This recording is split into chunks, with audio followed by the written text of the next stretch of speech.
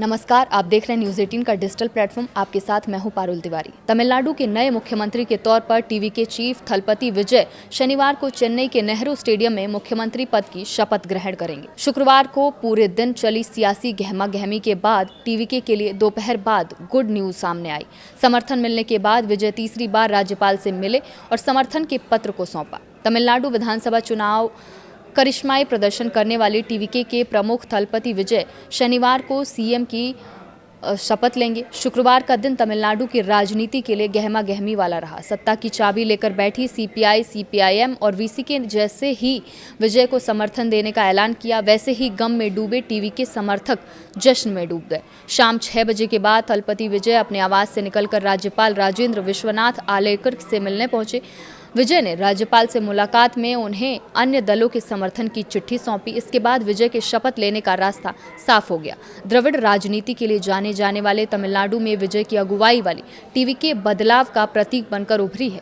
TVK chief विजय को CPI, CPM, VCK और IUML ने समर्थक देने का ऐलान किया है।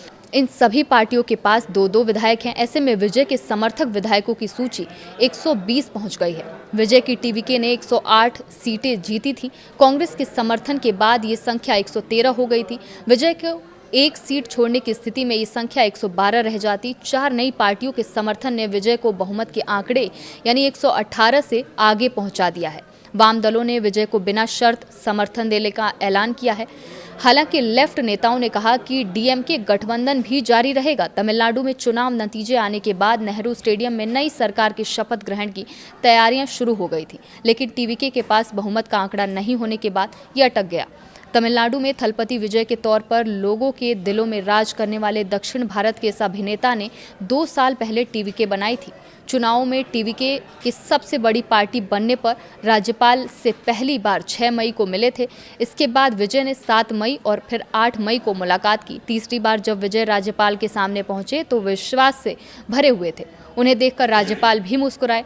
बीजेपी ने विधानसभा में विश्वास मत की वोटिंग में हिस्सा नहीं लेने का ऐलान किया है। बीजेपी को तमिलनाडु चुनाव में 1 सीट मिली है।